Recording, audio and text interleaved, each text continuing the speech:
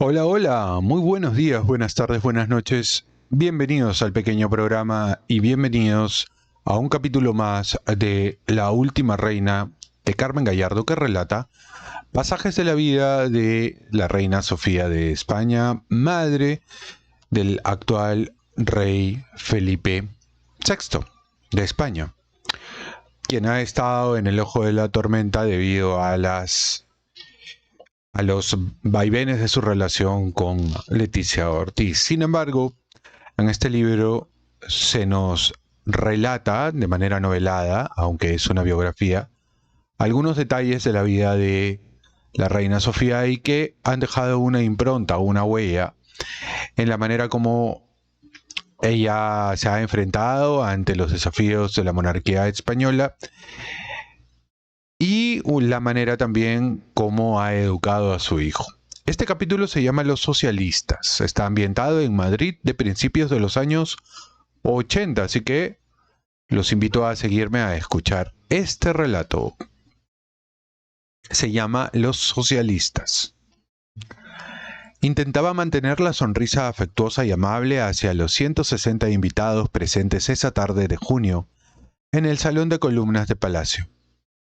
La sonrisa que tantas veces había regalado, aunque tuviera un puño de dolor estrangulándole el estómago, era difícil de mantener en la tarde del adiós. Con discreción, evitando miradas personales que pudieran delatar el cúmulo de sentimientos adversos que la embargaban, descubrió al jefe de la oposición. Quizá fue la languidez de su rostro, a pesar de la barba rala, por lo que detuvo su mirada durante algunos instantes sobre Alfredo Pérez Rubalcaba, el líder socialista que tanto había ayudado para que la abdicación llegase a buen puerto. Retrasó su decisión personal de dejar su cargo en el partido para ayudar en el proceso de cambio en la jefatura del Estado. Él sabía que en sus filas anidaba la idea republicana y con su permanencia en la Secretaría General evitaba cualquier duda sobre el respaldo de los socialistas a la abdicación. Un reinado que ha estado presidido por su compromiso inquebrantable con la democracia y con los derechos y libertades de todos los españoles, había declarado en las últimas semanas el líder del PSOE. No hubo cruce de miradas esta tarde en el salón de columnas. De soslayo, vio a los presidentes Felipe González y José Luis Rodríguez Zapatero, y recordó la incertidumbre de Juanito, la noche de la primera y gran victoria socialista. Nervios, dudas, cierta tensión. El futuro llamando a la puerta con afán de cambio. De repente Manu Gómez se cruzó con su mirada. Ahí seguía el fotógrafo discreto, profesional, que les había acompañado durante todos los años del reinado, incluso antes. Desde aquella lejana tarde de agosto de 1969, cuando apareció tímido, precavido, desconcertado a retratar por primera vez a la familia de los príncipes mientras posaban y jugaban con sus hijos en el jardín de la zarzuela. Había envejecido con dignidad. ¿Pensará él mismo sobre mí? ¿Pensará él lo mismo sobre mí? Había sabido captar la amargura de mis ojos, la sonrisa convertida en rictus, la pena de los últimos años. Al mirar sus fotos publicadas una y otra vez en las revistas, compruebo mi rostro marchito, casi como una flor, en los últimos días de la vida. La invadió de repente la evocación musical. Fue el aria Porgi Amor, la hermosa pieza de las bodas de Fígaro de Mozart, en la que una doliente condesa de Almaviva se lamenta del desamor y desapego de su marido. Porque no solo la edad era culpable de la tristeza instalada en cada surco de su cara. Concede, amor, algún descanso a mi dolor, a mis suspiros, o devuélveme mi tesoro, o déjame al menos morir. Allí mismo, frente a los invitados, abrió otra de sus cajitas, la de la noche del 28 de octubre de 1982. Manu Gómez había nacido un 14 de mayo, el mismo día y mes de la gran boda griega de los príncipes Juan Carlos y Sofía. Parecía cosa del destino. Desde el principio existió una especie de nexo que le había unido a los reyes de España.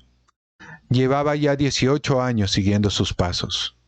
Fue cosa del azar, cierto, pero en la zarzuela se sentían cómodos con el hombre que debía acompañarles y retratar todos sus movimientos para la agencia oficial. Era amable, cariñoso incluso y desde luego respetuoso con las estrictas normas impuestas por la casa. Nunca dijo una palabra fuera de tono, ni preguntó nada que no debiera. Tampoco contó intimidades o situaciones comprometidas. Y alguna cosa había visto y no solo a través del objetivo. Él se sentía bien tratado e incluso había percibido o imaginado cierto cariño por parte de la familia real. La reina le regalaba alguna sonrisa de más y se había interesado por su situación familiar hasta le había felicitado cuando nació su primera hija. Venía observando que Sofía siempre se interesaba por la relación familiar del entorno cercano o de las personas con las que trataba en alguna audiencia. Manu estaba casado, tenía una hija, aún nacerían 2 más. Rosa, su mujer, se ocupaba de ella aunque el marido seguía rigurosamente la agenda real.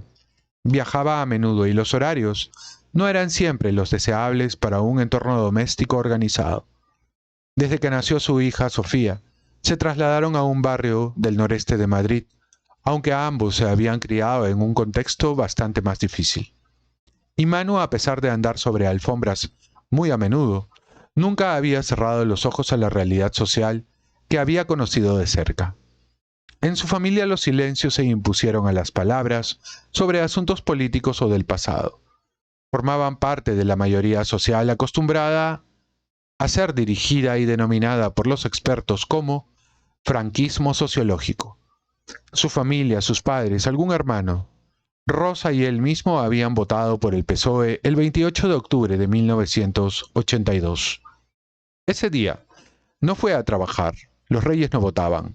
Solo lo hicieron en los referéndums, el de la ley de la reforma política del año 1976 y el de la Constitución de 1978, pero no se definían si se trataba de elegir una opción política sobre otras. La corona era una institución al servicio de todos los españoles, al margen de la ideología de cada cual. Esa noche del 28 de octubre, Manu y Rosa dejaron a la niña con los abuelos y se lanzaron a la calle. Jamás olvidaría Manu el ambiente de triunfo, de alegría, de esperanza que brotaba en las gargantas de los convocados sin convocatoria, de quienes como ellos habían acudido a la Puerta del Sol, centro neurálgico del cambio social que significaba el resultado electoral. Risas, sonrisas, abrazos que fueron inmortalizados por la Leica de Manu, su joyita, la legendaria cámara que usaba en momentos especiales, como el que vivía esa noche. La Puerta del Sol vibraba como la tarde del 14 de abril de 1931, cuando el presidente Niceto Alcalá Zamora proclamó la Segunda República Española en una plaza atestada de madrileños. La Puerta del Sol fue, una vez más, lugar de cita de un momento histórico. Jóvenes y viejos, mujeres y hombres, cantaban y repartían abrazos y sonrisas para festejar el gran triunfo de la izquierda tantos años después. Era el cambio, como rezaba la campaña socialista. Era el futuro, era el adiós definitivo a la dictadura y era el final de la transición política. Manu y Rosa brincaron en Sol. Subieron hasta la Plaza Mayor, donde se repetía el espectáculo. Grupos de amigos comentaban pletóricos el resultado de las elecciones. La participación había sido un éxito. Votaron casi el 80% de los españoles. Los socialistas, liderados por Felipe González, habían arrasado en las urnas con más de 10 millones de votos y 202 escaños. El partido de Manuel Fraga, Alianza Popular, se había situado como líder de la derecha con 107 parlamentarios. UCD, el partido del gobierno, bajaba de 157 a 11 escaños, y CDS, fundado por Adolfo Suárez meses antes de la cita electoral, había logrado solo 2 representantes en el Parlamento. Y el otro gran perdedor de la noche fue sin duda el PSE de Santiago Carrillo, con 4 escaños. En el laboratorio gráfico montado en su domicilio, Manu Gómez guardaría como un tesoro los negativos y los contactos de las fotos tomadas aquella noche. Noche que finalizó frente al Hotel Palace, donde pudo recoger la imagen de los líderes socialistas Felipe González y Alfonso Guerra, asomados a una de las ventanas del hotel. Allí coincidió con varios colegas de la agencia y compañeros de otros medios. Había corresponsales de agencias de noticias de media Europa, de América y algún enviado especial desde Oriente. Tan solo año y medio antes, la imagen de un guardia civil con tricornio y pistola sometiendo al Parlamento había copado las portadas de los diarios del mundo entero. Manu, tío, festejando, ¿eh? Juancho Ramos era fotógrafo como él y trabajaba desde hacía unos años en un diario nacional. Un buen amigo. No es para menos, ¿no crees? No creo nada. Los míos se dieron un buen batacazo. Vosotros habéis recogido los réditos de la izquierda. ¿Vosotros? ¿Te refieres a mí? Juancho, yo no soy militante de ningún partido, como bien sabes. Lo sé, hombre, lo sé. Eres moderado. Sabemos de qué pie cojea cada uno, ¿o no? Aunque en verdad, tú cojeas por la zarzuela. Prendió un cigarrillo y soltó una sonora carcajada que se perdió entre los vítores y el gentío. Ya estamos con la cantinela. Yo hago mi trabajo, como todos vosotros. No te mosquees, que esta noche no hay motivo. Y disfruta y descansa, que nos aguarda una buena paliza a partir del 31 con la visita de Juan Pablo II. Un papa en España, por fin. Eso va a tranquilizar a todos esos que piensan que ha llegado la revolución. Le regaló un mohín sarcástico, mientras apagaba el cigarrillo contra el suelo. En el periódico ya están preparando maquetas. Emoción por doquier, Manu. La primera visita apostólica de un papa. Y va a recorrer España. Y tus señoritos tendrán bastante actividad, ¿no? Sí, la agenda está repleta de actos. Nos esperan 10 días bien agitados. Los reyes presiden muchos de ellos, y aunque no asistan, debo cubrirlos para reforzar a los compañeros, porque son todos actos multitudinarios. Pues eso, esta noche a brindar, Manu, como si fuera la última. Y sabes una cosa, 5 años. Te emplazo aquí en el bar del Palace, dentro de 5 años. Yo pago. Haremos un balance de tanto entusiasmo. Juancho se perdió entre el gentío, tras una nueva y sonora carcajada. No esperó a escuchar la respuesta del amigo Manu. Te tomo la palabra, ¿cómo no? Cogió el brazo a su mujer y pusieron rumbo a su domicilio. Llegaba el papa polaco. La emoción, las dudas, la inquietud y la esperanza que se vivían en la calle, la noche del 28 de octubre, en parte también se sentía en la zarzuela. La victoria socialista había causado cierto desasosiego. Sofía recordó una vez más a su padre, el rey Pablo, que había logrado reinar con 21 gobiernos desde 1947 hasta su muerte en 1964. Los reyes eran conscientes de que la institución se consolidaría con un gobierno de izquierdas. Habían de afrontar un nuevo obstáculo en la carrera emprendida 20 años atrás. Juntos, su equipo, superaron impedimentos de todo tipo, políticos, familiares, emocionales e incluso económicos. Su marido parecía intranquilo ante la llegada de los socialistas al gobierno de la nación. Ella no lo estaba tanto, sabía que la izquierda no era monárquica y consideraba a la institución un vestigio del pasado, pero Sofía también pensaba en los más jóvenes, en los hombres y mujeres que crecerían con ellos, jóvenes, que clamaban cambios y la institución habría de proporcionárselos. Debía entender que la monarquía no era el enemigo a batir, al contrario, podía adaptarse a los tiempos modernos. Sofía nunca dejó de mirar al norte, a las monarquías de Escandinavia que tanto admiraba. Juanito, no pienses que la victoria socialista es un nuevo obstáculo en el camino, le comentó a su marido. Habían cenado juntos y juntos veían por televisión los resultados electorales. Su gesto denotaba preocupación. Nuestra tarea consiste en lograr que la institución funcione, Sophie. Hasta ahora lo hemos logrado y así vamos a seguir. Pero es un nuevo tiempo y me genera incertidumbre. Sí, Juanito. Sí, Juanito tenía razón. Hasta ahora había superado todos los obstáculos, y las palabras de sus mayores retumbaban en su cabeza. El día que gobiernes con un gobierno de izquierda y no pase nada será la prueba evidente de la consolidación de la monarquía. Fue la advertencia de su suegro. Sophie, pusimos en marcha una institución en la que nada estaba escrito. Nos hemos guiado por la intuición, por el olfato. Hemos ido aprendiendo cada día. También hemos aportado la experiencia de todos los que nos han precedido, de otras monarquías, de otras etapas, de errores previos, propios y ajenos. Recuerda que me llamaban Juan Carlos el Breve, aseguró el rey, sin hacer excesivo caso a las palabras de su mujer. Parecía hablar consigo mismo o con un interlocutor ajeno. Confío plenamente en el trabajo hecho hasta ahora, en España y también fuera de España. Los datos de Gallup son buenos, eso es indudable. La monarquía aporta estabilidad.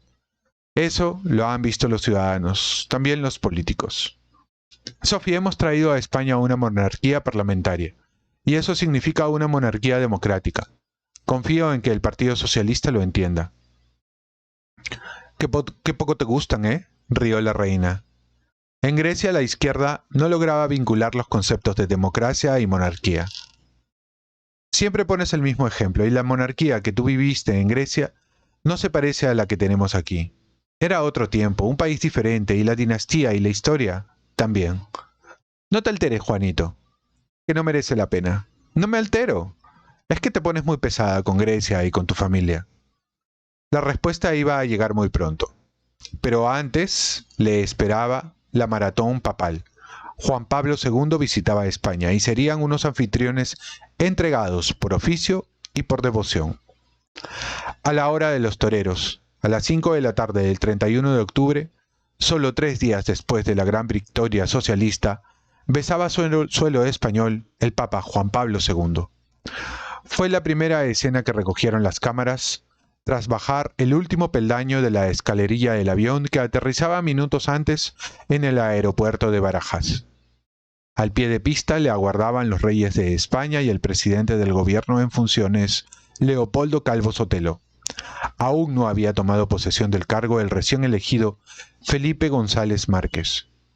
En Barajas estuvo Manu Gómez, dejando constancia del beso papal a la tierra española y la genuflexión y el beso de la reina en la mano o en la bocamanga del hábito. El fotógrafo no pudo discernirlo del Santo Padre. La reina emocionada y vestida con más decoro de lo habitual. Traje de falda plisada a media pierna y chaqueta de cuadros en tonos marrones. La visita de Karol Wojtyła fue un verdadero maratón al grito de totus tus, que invadió las calles, balcones y recintos por donde pasaría el desfile papal. En Ávila fue aclamado por enfervorecidas religiosas, algunas de ellas más de 30 años de clausura. Volvieron a la calle por unas horas. En Alba de Tormes visitó la tumba de Santa Teresa en la iglesia de la Anunciación, acompañado por los duques de Alba, Cayetana y Jesús Aguirre. En esa ciudad de Alba de Tormes tiene su origen el título ducal.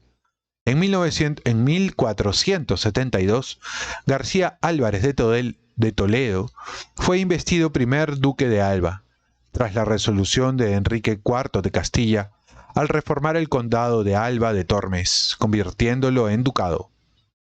No podía hallar Wojtyła mejores anfitriones.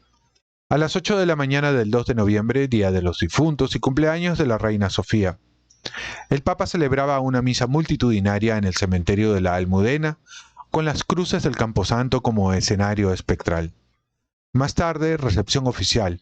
Los reyes de España, anfitriones del Santo Padre, salieron al balcón del Palacio Real junto a Juan Pablo II. Previamente, en el Salón del Trono y ante las autoridades políticas, entre los que se encontraban los recién elegidos representantes socialistas, condenó el aborto, una de las propuestas de su programa. Esa mañana Manu Gómez advirtió la austeridad del traje de la reina, las medias oscuras y la falda a mitad de pierna, indumentaria casi monjil. Pero antes de acudir al Palacio Real, el Papa hizo una parada en la zarzuela.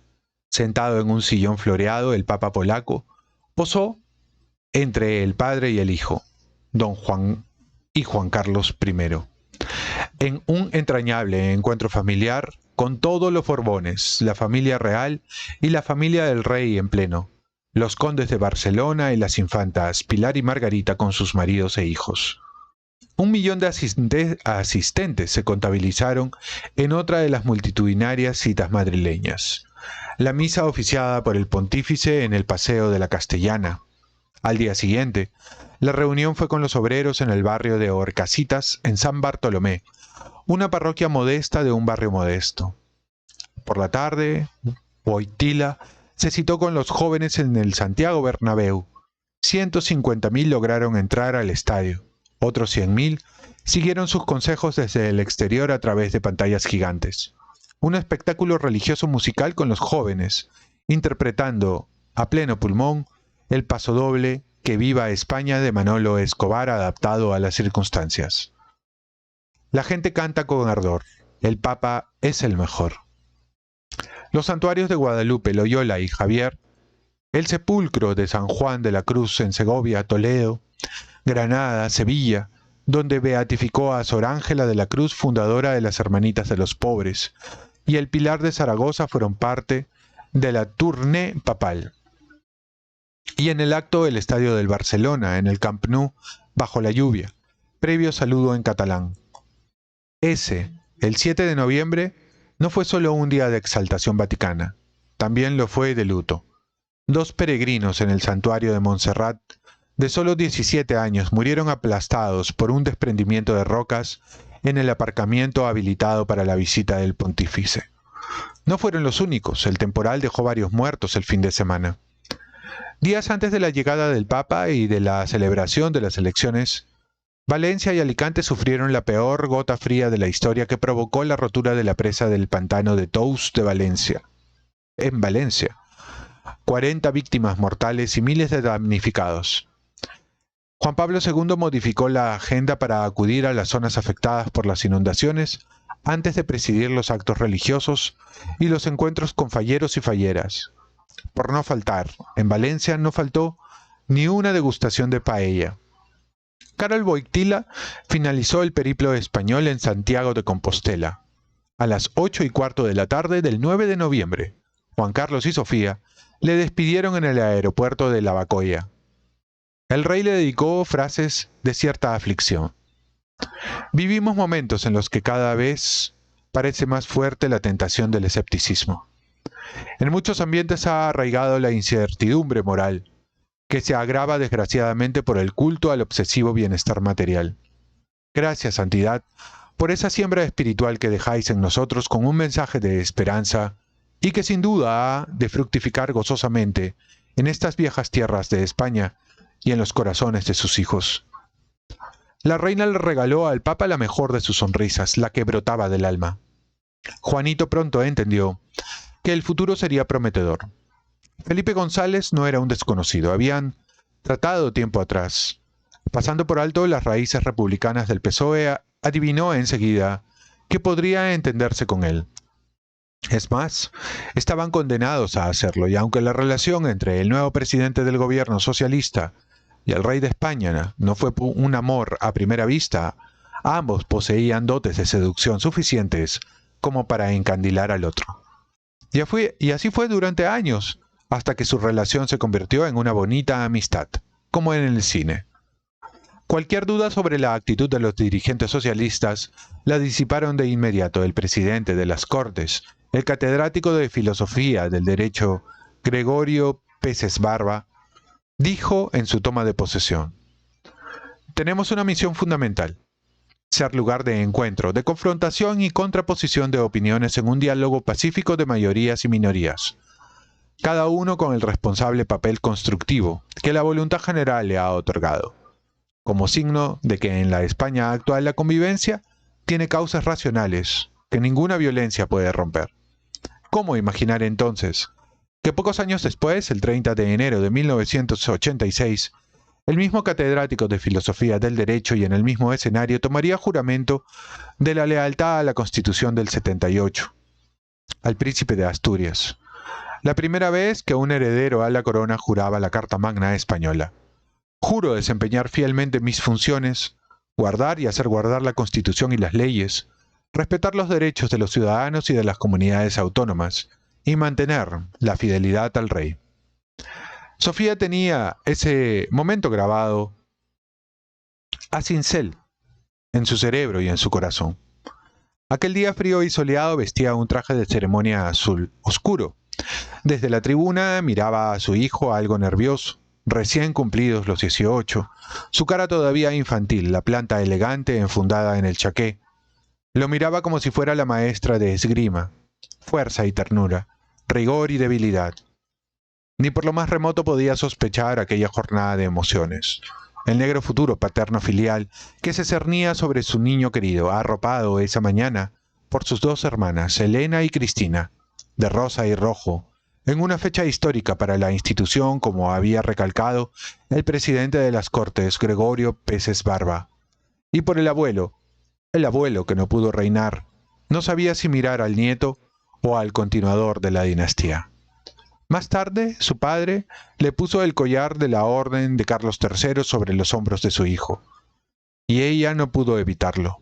Surgió la madre solícita para colocar correctamente el collar torcido en la espalda de Felipe. Tampoco pudo controlar el brazo y el beso que le dio al salir del hemiciclo. La madre dejó de lado el protocolo. El padre, más práctico, le regaló un coche, un Seat Ibiza, de alta gama color fuego. En cambio, el cambio prometido lo fue. España cambió, la monarquía se afianzó, y a medida que pasaban los años crecía el apoyo ciudadano a la institución y aumentaba día a día la valoración sobre el monarca. El Partido Socialista en el poder renunciaba a sus principios republicanos. El líder comunista se declaraba Juan Carlista, término muy popular durante más de una década. Lo había conseguido. Juanito había hecho gala una vez más de sus dotes de conquistador. No solo seducía señoras, también políticos de todos los colores, y empresarios, y líderes internacionales, y a la prensa, sobre todo a la prensa. En este punto Juan Carlos I estaba convencido de que había llegado su hora, la del descanso, la del reposo, la de recoger los frutos después de tanto esfuerzo, tanta tensión, tantos problemas, y con el logro de haber recuperado y asentado la corona para su dinastía. Atrás quedaba la vida austera, los sufrimientos, la inquietud por el futuro, las traiciones y las restricciones de cualquier tipo. Ahora les tocaba a los políticos elegidos por el pueblo transformar España en un país europeo y europeísta, un triunfo que se apuntaría a su reinado. Él había hecho su parte, renunciar a los poderes omnímodos, recibidos del dictador y entregados a las instituciones democráticas. Se había ganado el derecho a la felicidad, a cierta dosis de tranquilidad, al reconocimiento público, a empezar a cambiar el triste destino, la leyenda negra que se cernía sobre la dinastía Borbón. Esa era su lectura, y bajo ese prisma encaminó su vida.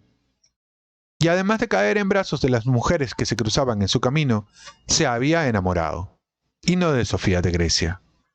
Sofía observaba a su marido disfrutando de los réditos del trabajo conjunto. A él le bastaba una sonrisa y una broma para ganarse a la gente. Ella, sabedora de sus propias fortalezas y debilidades, no parecía una mujer de trato cercano. Es más, su acento alemán no facilitaba la complicidad.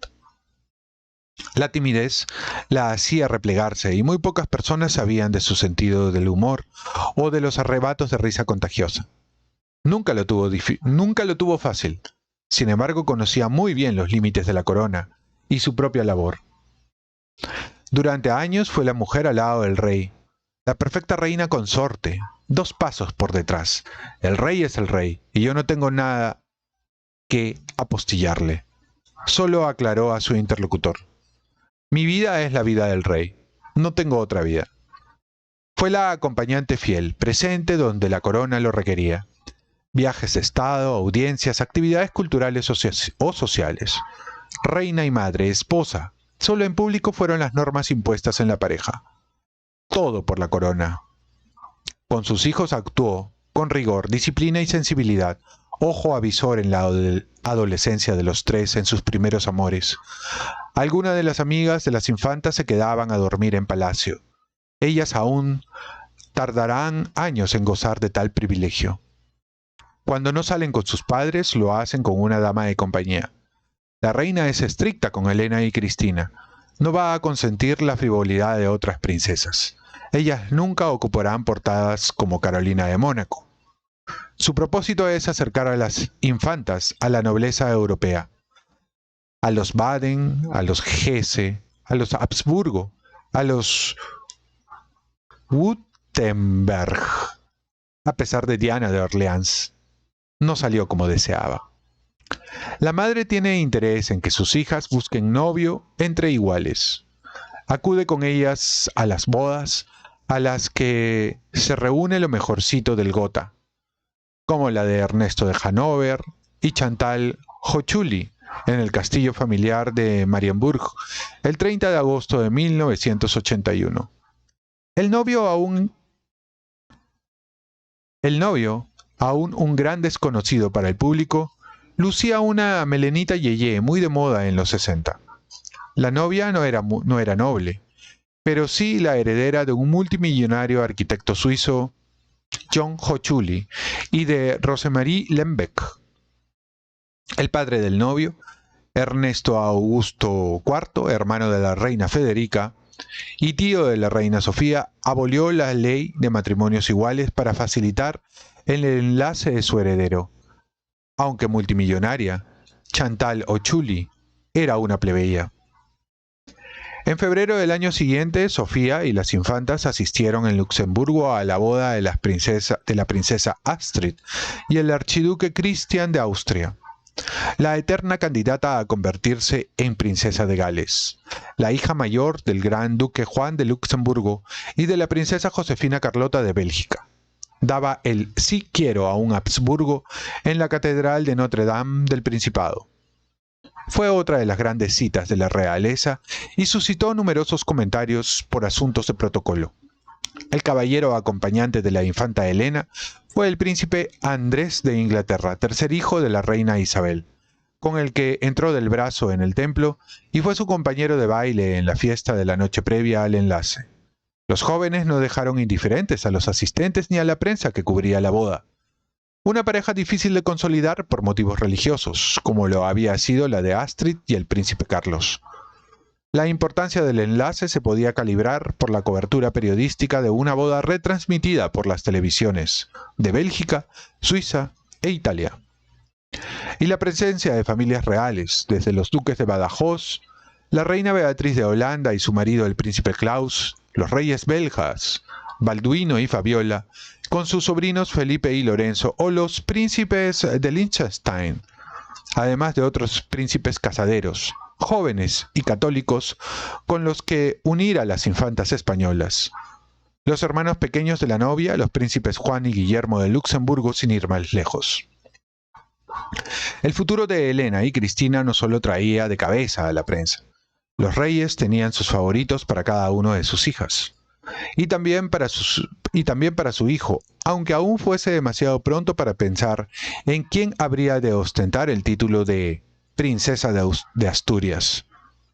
El candidato para la infanta Elena fue durante una temporada el duque Ederhard von Württemberg, hijo del duque Karl von Württemberg y de Diana de Francia, una familia con la que los reyes mantenían relación de antiguo.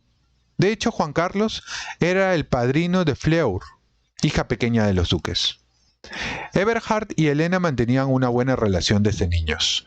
Sus encuentros en el palacio de Althausen, domicilio de los Württemberg, en Selva Negra alemana, o la presencia del duque alemán en algunos actos sociales en España, dispararon las alarmas de la prensa que esperaba con ansia la confirmación del noviazgo. Fue en Marivent, en los encuentros que la familia mantenía con la prensa, cuando el propio rey dio al traste con la noticia. Son solo buenos amigos, que se conocen desde niños, confirmó el monarca. Fue el desmentido oficial realizado de forma espontánea por el padre de la novia. La reina tenía sus ojos puestos en la aristocracia alemana, y su hija mayor se sentía a años luz de los príncipes Habsburgo. Sus amores no eran los aristócratas germanos. Bebía a los vientos por caballistas, príncipes destronados y muy apuestos, y por un hijo de la duquesa de Alba. Elena amaba Sevilla, los toros, la caza, el tipismo hispano y sobre todo la hípica, donde siempre hizo un papel digno. Le gustaba acudir a campamentos, viajar con amigos, hacerles tartas, y siempre quiso ser maestra. Es una Borbón apasionada, voluble, espontánea, enamoradiza, alegre y de fuerte carácter, y no siempre respetuosa con el servicio. La reina ha guiado siempre muy de cerca su formación y sus actos protocolarios. Lo mismo si se trata de bautizar una corbeta con su nombre o de hacer un alarde de oratoria. El primer discurso de Elena fue en el diario ABC durante el premio Mariano de Cavia, recién terminado. La reina llamó a un amigo leal. ¿Cómo ha estado?, preguntó. Pues estupenda. La segunda de sus hijas no se parecía a su hermana, había crecido muy unida a su tía Irene, con la que compartía tardes interminables al piano. Al terminar el colegio abandonó la zarzuela y se instaló en Londres, para perfeccionar idiomas en el Hellenic College. Era una forma de acercarse a la cultura y al país de su madre y de su tía. De regreso estudió ciencias políticas en la Complutense. Independiente, deportista, obstinada, amaba la vela y formó parte del equipo español en la Olimpiada de Seúl. No es tan Borbón como su hermana, pero goza de las dotes comunicativas de su padre. Tras cursar un máster de Relaciones Internacionales en Nueva York, trabajó en la sede de la UNESCO en París. Desde los 18 años, cuando su padre le impuso la banda de dama de Isabel la Católica, quedó incorporada a los actos oficiales de la familia real. A la reina le gustaba la independencia de su hija, una joven segura, que no sentía debilidades por los brillos de las coronas. Ejercía su papel con profesionalidad, pero disfrutaba más con sus amigos, haciendo deporte, viviendo con la estabilidad que le aporta su familia y conquistando la libertad que siempre ha perseguido. Algunos años más tarde hubo algún movimiento para emparejarla con el príncipe belga Felipe de Sajonia-Coburgo-Gotha, futuro rey de los belgas. Unas vacaciones en Vaqueira fueron la excusa para intentar arreglar ese noviazgo, pero no pasó de ahí. El príncipe era lánguido y la princesa plena de vitalidad. Prefería a los novios deportistas. Las bodas de sangre azul cayeron en el cajón de los sueños rotos. Los hijos habían decidido no seguir el sendero de los padres. Querían ser felices, no sentarse en un trono. Ser libres sin renunciar a los privilegios de las familias reales. Una complicada fórmula, a la que se sumaron los hijos de los reyes de España. La tarde de la gran fiesta de sus hijas había decidido rejuvenecer su imagen. Veía a través del espejo el traje sin mangas, juvenil, atrevido quizá. No juvenil. Deseaba sentarse más cerca de ellas. Casi había olvidado el tono de la piel de sus brazos. Era un diseño sensual, porque nunca fue una mujer que incidiera en ese aspecto de su físico. Quizás sí, quizá en una ocasión. Guardaba el ejemplar de la revista Paris Match. Paris Match de noviembre de 1975. Juanito y ella ocupaban la portada de la revista francesa. Un rey para España titulaba. Pocas veces más se había puesto el vestido elegido para ese posado, grisáceo y cuello alter, adornado, con una gran flor en el cuello de color. Los ojos más maquillados de lo habitual.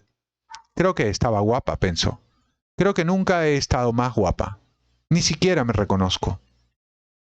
Aquella tarde, Sofía posó junto a su familia con uno de los pocos trajes largos de escote, palabra de honor que ha lucido en público a lo largo de los años.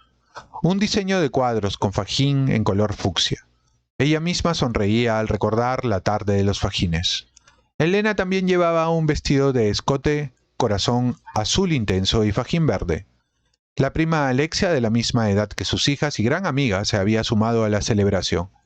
Ella vestía de rojo, también con escote, palabra de honor, y fajín azul intenso. Solo Cristina cambió ligeramente la tendencia, vestida de rosa, manga corta, sin fajín. El bicolor lo había reservado para el bajo de la falda. en azul intenso y fucsia. En cuestiones de atuendo, Elena y Cristina parecían vivir ajenas a la modernidad del país. Poco importaba en la zarzuela que, con el socialismo en el poder y la movida en las grandes ciudades, en especial Madrid, convertida en capital europea de las vanguardias, España hubiese abierto un espacio para la moda y el diseño. Jesús del Pozo, Francis Montesino o Paco Casado eran algunos de los nombres de la moda española que empezaban a circular en las calles. Sin embargo, sus talleres no se abrían para las infantas de España, que no parecían enamoradas de la moda juvenil que rezaba la canción de Radio Futura. Habría de pasar muchos años para que la infanta Cristina optara por vestir los diseños de Jesús del Pozo. Subiría muchos enteros en sus citas nacionales e internacionales. Sofía recordó su mayoría de edad. Coincidió con su primer viaje de estado, acompañando a sus padres a París. Hubo de sortear la timidez para lucir en los salones parisinos con sus vestidos largos de gasa y muselinas.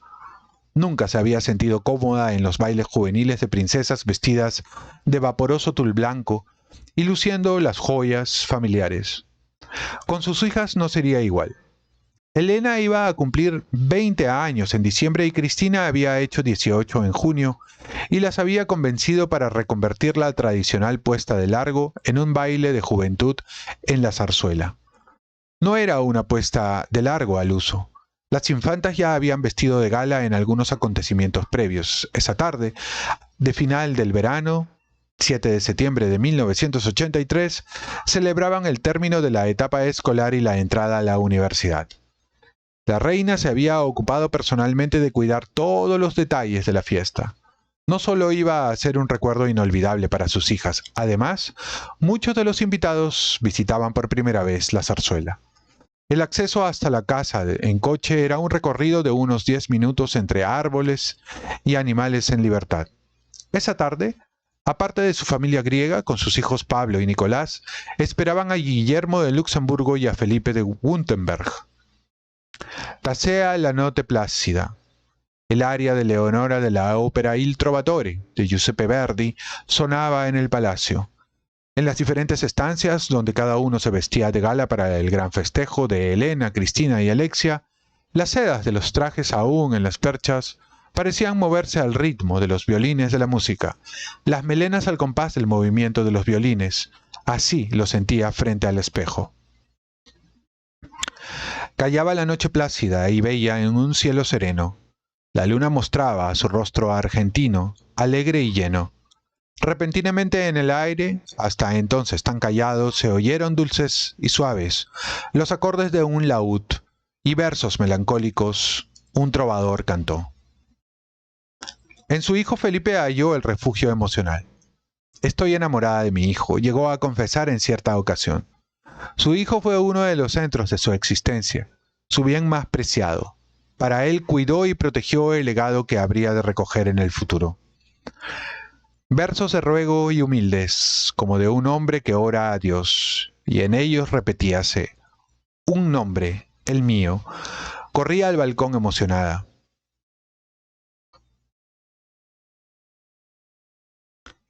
Era él mismo. Dicha sentí que a los ángeles solo conocerles es dado. Al corazón, a la mirada extática, la tierra le pareció un cielo. Mi hijo querido. Manu Gómez y Juancho Ramos nunca cumplieron su promesa de reencontrarse en el bar del Hotel Palace. Muchos de los temores de Juancho se hicieron reales, pero ya no fue testigo directo de los hechos. Colgó la cámara profesional y se retiró de la algarabía que vivía el país. Manu, por el contrario, recorrió el mundo acompañando a los reyes de España que no pararon.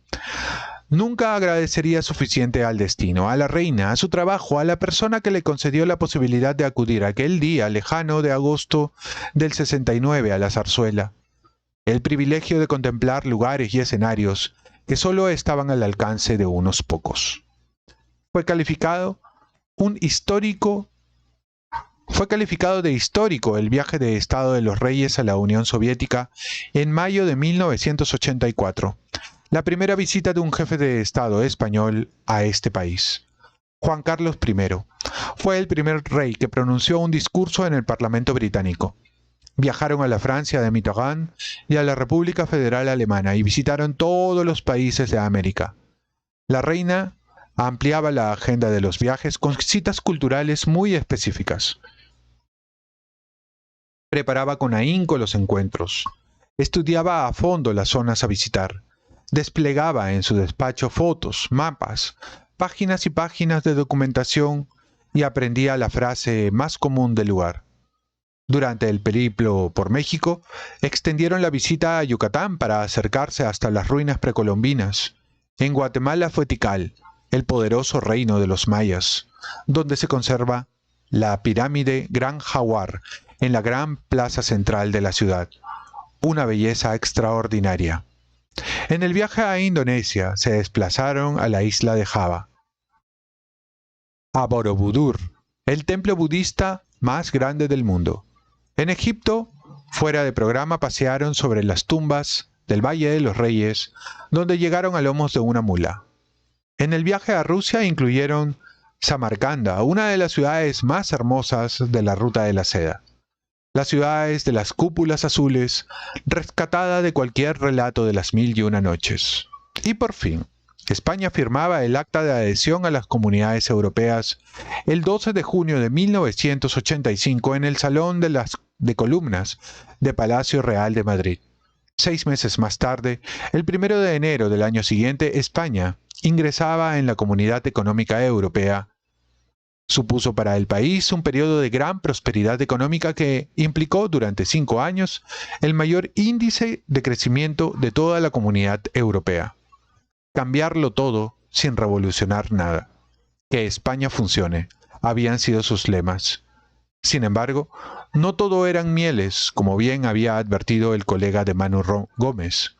El gobierno socialista, que tanta ilusión había despertado, inició la modernización del sistema productivo a un precio muy alto. La reconversión industrial provocó cifras extremas de desempleo. Ciudades fantasmas habitadas por parados y jubilados a edad temprana. La reconversión supuso el desmantelamiento de las industrias en Ferrol, Sagunto, Cádiz, Asturias, Vigo o Huelva. Fue la transición definitiva hacia una nueva economía basada en los servicios y el turismo. Ese era el papel que asignaban a España.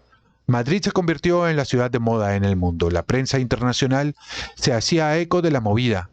Un estallido de creación artística, de movimientos literarios, musicales, pictóricos, fotográficos o cinematográficos, de expansión de libertad y vitalidad. Una imagen que enterraba la de las castañuelas y los fandangos. The New York Times destacaba la vanguardia heredera de Lorca y Picasso. La modernidad tras el oscurantismo de la dictadura era el mensaje de The Newsweek, de la revista inglesa Rolling Stones, de la francesa Le Nouvel Observateur. El diario belga Le Soir publicó varios reportajes sobre el renacimiento cultural español tras 40 años de oscurantismo. Solo este último reparó en la realidad socioeconómica al recordar que el 22% de la población activa de Madrid se encontraba en paro. La movida era todo eso y más, también consumo descontrolado de drogas y un lema: Madrid me mata. Pero la que mataba de verdad era la heroína. Disimulada en un barniz místico, épico, incluso artístico, vendieron la cultura de la droga de forma sutil, envuelta en un halo de rebeldía y libertad. Las mujeres, madres, hermanas, fueron las heroínas de la heroína. Fueron ellas quienes denunciaron a los traficantes, las que padecían el horror de la degradación y la muerte de sus hijos y hermanos. Hábilmente introducida en los barrios más deprimidos de las grandes ciudades, en pueblos donde no había más ocio ni evasión que el alcohol. La heroína sirvió para hundir a los más jóvenes, convertidos en fantasmas, caminando por descampados en busca de otra dosis, a menudo letal. La heroína no solo les convertía en enfermos, también en delincuentes, primero en sus propias familias, después en la calle. En esos años desapareció una generación víctima de la heroína. Según un informe del diario El País, el negocio de la droga movía 300.000 millones de pesetas. En 1985 el gobierno puso en marcha el Plan Nacional sobre Drogas. Al año siguiente, la Fundación de Ayuda contra la Drogadicción, FAD, creada por iniciativa del general Gutiérrez Mellado, nombraba a la reina Sofía presidenta de honor. Entre sus objetivos, trabajar en la educación preventiva. La reina mantendría su colaboración con la FAD a lo largo de todo el reinado.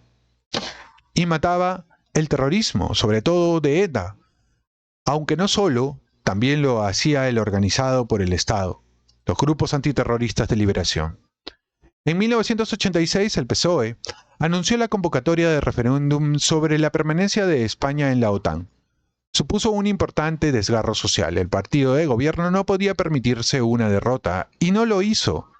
Ante la duda de un resultado contrario a sus intereses, Felipe González llegó a amenazar con su dimisión si perdía la consulta. ¿Quién va a gestionar el no?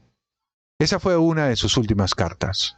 Según un sondeo previo, solo un 18% de la población española estaba a favor de entrar en la Alianza Atlántica y el 52% se declaraba abiertamente en contra. Comenzó una campaña a cara de perro con una gran movilización social por el no. El cantante Luis Llach demandó a Felipe González por el incumplimiento de promesas electorales y el escritor Antonio Gala presidió la plataforma cívica para la salida de España de la OTAN. El resultado que arrojaron las urnas el 12 de marzo de 1986 supuso el apoyo del 52,5% de los votantes a la tesis del presidente.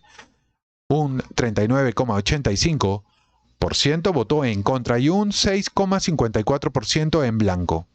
En el País Vasco, Cataluña y Canarias ganó el no. La participación fue del 59,42%. Pese a todo, la década de los 80 fue la década prodigiosa, cuando todo parecía una fiesta. No faltaron hitos destacados, como el nacimiento de la primera niña probeta española en la clínica Dexeus de Barcelona. Se llama Victoria Ana. Victoria, porque su llegada al mundo fue una gran victoria de la ciencia. Su segundo nombre lo tomó de Ana Beilla, la bióloga que intervino en el proceso de fecundación in vitro. Muy bien, así termina este capítulo, el capítulo sobre los socialistas. Un pequeño comentario. Obviamente, de manera tradicional, el PSOE, el Partido Socialista Obrero Español, tuvo una raigambre republicana, es decir, la abolición por completo de la monarquía española.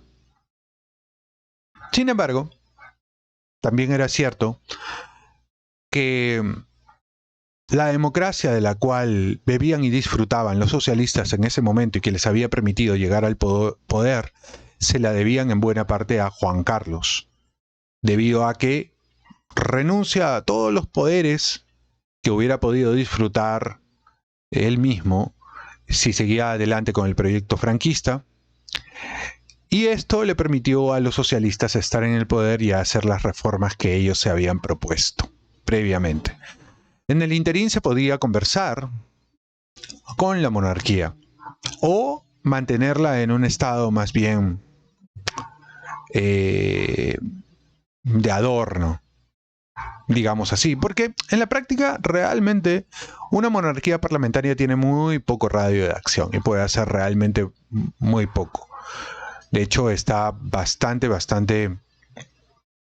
condicionada a los vaivenes de la política.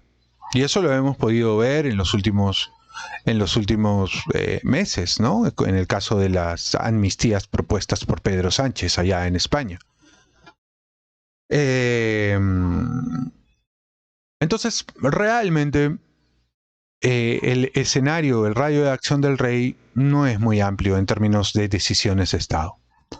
Sin embargo, tal vez esto le convenía al propio Juan Carlos, porque eso le daba la posibilidad de desenvolverse a sus anchas en el ámbito personal y simplemente mantenerse como una figura decorativa, cuando fuera necesaria la participación del rey, sobre todo en reuniones bilaterales o reuniones de gobierno o de Estado. Bien, cuando todo eso iba sucediendo, Aparentemente Sofía aprendía ya a manejarse sola, con la resignación de vida y poniendo su empeño en quien sería el heredero del trono, Felipe, y cuidándolo debido a sus hijas. Eso era un poco. Y podemos observar que a pesar de todos estos cambios que ya se iban produciendo en España, esta apertura liberal que iba ocurriendo en España y que son el derrotero de la España de hoy, se vuelven cada día más agudos, ¿no? Más agudos estos cambios, más tangibles, más palpables, una nueva generación que vendría a ser de alguna forma los papás e incluso los abuelos de la generación actual. Son los que van formándose con esta nueva ruptura cultural que va apareciendo en la España de hoy, en Madrid de hoy, ¿no? Muy bien. Espero que les haya gustado este capítulo, que ya es un poquito más contemporáneo, cada vez se vuelve más contemporáneo y seguramente se va a ir acercando a las coyunturas monárquicas de la actualidad. Espero que les haya gustado. Si es así, suscríbanse al canal. Si no están suscritos, activen la campanita si no lo han hecho aún. Y regálenme un comentario. Y regálenme también un like, porque eso ayuda a que el video pueda llegar a más personas y que más personas puedan deleitarse de este tipo de historias que estoy compartiendo con ustedes y que espero que sean de vuestro agrado. Nos vemos en el siguiente video. Conmigo hasta la próxima. Chau, chau. Pase bien.